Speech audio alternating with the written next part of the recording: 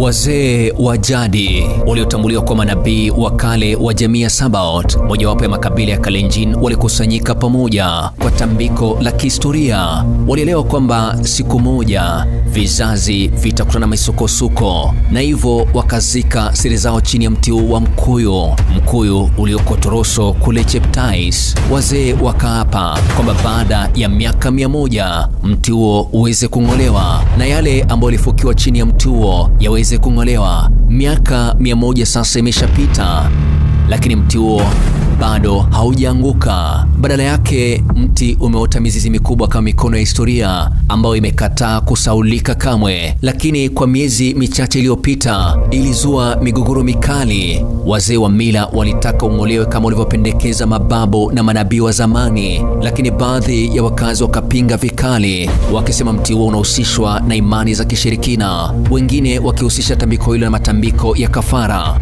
Mvutano ulienea hata kwa viongozi wa kisiasa, wakitaka mti huo uondolewe mara moja, lakini wengine wakitaka mti huo usalie pale kama utambulisho wa jamii na utunzi wa mazingira. Lakini sasa mvutano huo umetulia sana, hakuna tena makelele wala mikutano. Lakini katika kimya hicho swali linabaki: je, ushindi ni wa nani?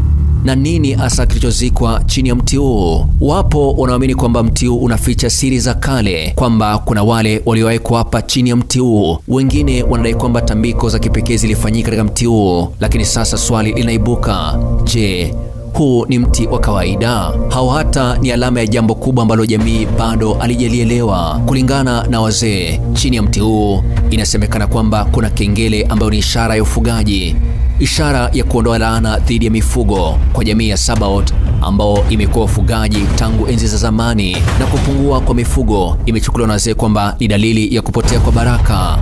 Wazee wanaamini kwamba hadi kengele hiyo ipatikane au itolewe, ndio nyota ya ufugaji irejee katika jamii ya Sabaot. Vile inasemekana kwamba pale chini ya mti huo kuna jembe la kitamaduni ambalo lilifukiwa chini ya mti huo, jembe ambalo lilitumiwa na wazazi wa zamani, jembe la baraka. Na tangu ilipozikwa, kilimo kimeyumba, mvua haieleweki na mavuno hayatoshi. Sasa jamii imenyamaza, lakini kimya hicho si bure. Ni kimya kinachosubiri maamuzi, ni kimya chenye mambo mengi, ni kimya kinachoamua hatma. Hii ni sehemu ya kwanza ya simulizi ya mti wa Toroso. Mwandishi na msimulizi wa makala haya naitwa ni Elgan Wanyonyi.